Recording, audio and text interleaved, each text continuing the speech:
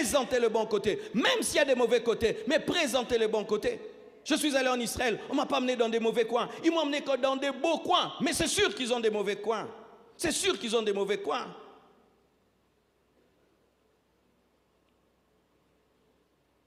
Frères et sœurs, voici encore une autre manifestation de ce faux raisonnement. C'est que nous n'aimons même plus nos noms africains. Maintenant, c'est James. Les noms des enfants aujourd'hui, des noms toujours étrangers. Moi, j'ai commencé comme ça, Oracle, oui, c'est en français. Mais après, j'ai mis Shukrani. C'est en Swahili. C'est dire merci. Chiffre, je suis entré dans la Bible. Et Tabiri, je suis rentré en Swahili. Prophétise. Donnez des noms comme Elikia.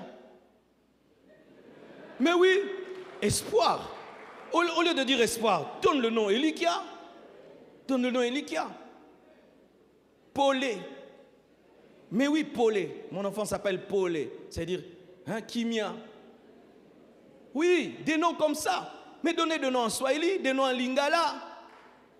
Mais regardez, il fut un temps, toutes les actions au Congo, c'était en français. Maintenant, il y a quoi? J'ai dit Etoko. Alléluia. J'ai dit Maombi. Ah oui, mais oui, mes frères et sœurs. Nous ne donnons pas des noms africains à nos enfants. Certains même, ils enlèvent même le nom des parents. Ça devient la Bible et tout français. Ça fait cool.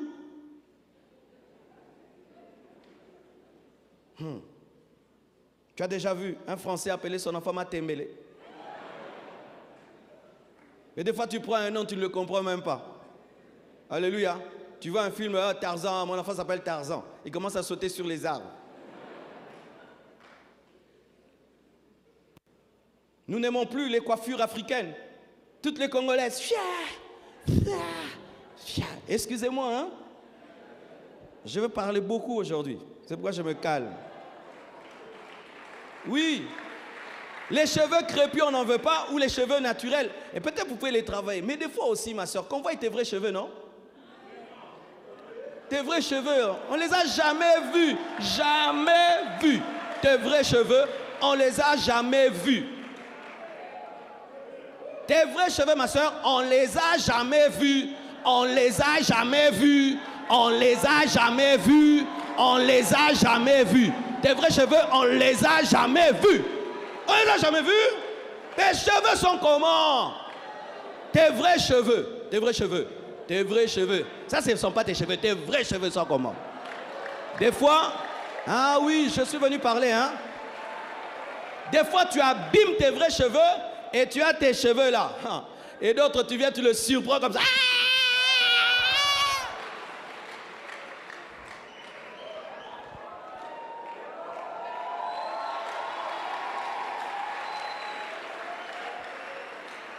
Et j'aime, il y a aujourd'hui des modélistes qui ont créé même des coiffures africaines, c'est bien, des trucs là bien. Vous n'aimez pas ça? Vous voulez tous ressembler. Vous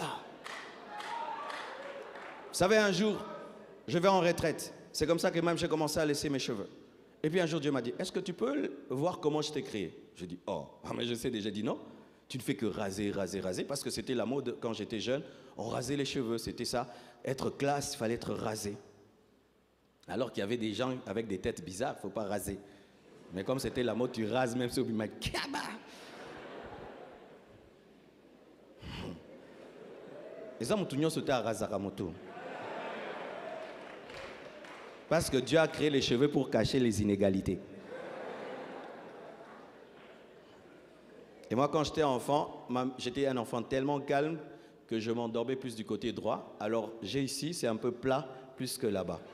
Alors, les gens se remarquaient, oh, Marcelo, mais tu es ici un peu plat. Je devais toujours expliquer que maman me laissait dormir trop longtemps.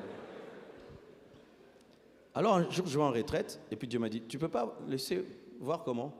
Et puis, j'ai laissé pousser mes cheveux, j'ai laissé pousser ma barbe, et j'ai dit, Dieu, si c'est toi qui le veux, que ma femme apprécie. Quand je suis sorti, ma femme me dit, ah, dors, moi je te préfère comme ça. Elle dit que quand elle était jeune, elle avait vu une vision qu'elle avait épousé un grand homme, mais il avait beaucoup de cheveux et beaucoup de barbe. Mais j'avais pas beaucoup de cheveux, j'avais pas beaucoup de barbe, c'est comme Vanessa et... Alléluia. Et puis il m'a dit, c'est vraiment maintenant, tu es devenu vraiment celui que j'avais vu. Alléluia. Prenez soin de vos vrais cheveux. Hein? Les gens que vous imitez là, ils prennent soin de leurs vrais cheveux. Ce sont leurs vrais cheveux, ils en prennent soin. Vous ne prenez plus soin de vos cheveux, vous prenez les cheveux, soin des autres cheveux. Et d'autres même, vous mettez sur vos têtes les cheveux des autres et tu ne connais pas l'état d'âme de la personne qui t'a donné ses cheveux. Ah oui, c'est source des démons. Mais oui, oh, je suis sérieux. Toi, je prends mes cheveux là et puis je les vends, toi tu les mets sur ta tête. C'est une partie de moi. Ah oui. Vous êtes là, cet habit, je ne sais pas d'où ça vient. Mais maintenant, mes propres cheveux. Mes propres cheveux. Mais il a été démontré que beaucoup de cheveux ont été donnés à des dieux, non? C'est un culte qui est donné à des dieux. Les femmes coupent les cheveux là-bas, en Inde, pour adorer des dieux. Et puis c'est vendu, et puis ça se retrouve sur ta tête. Mais c'est vrai. C'est pas que je suis contre, il ne faut pas mettre les mèches et tout. Mais quand même, il ne faudrait pas que tu ne sois que mèche. Hein? Que le seul visage qu'on sait de toi, c'est en mèche. Le jour qu'on va te voir vraiment vrai, toi là, on est étonné, on pense que c'est ta soeur, ou c'est ta maman, ou c'est quelqu'un d'autre. Je savais qu'aujourd'hui, vous n'allez pas beaucoup m'aimer. Mais ça équilibre un peu côté les mamakas dans la convention.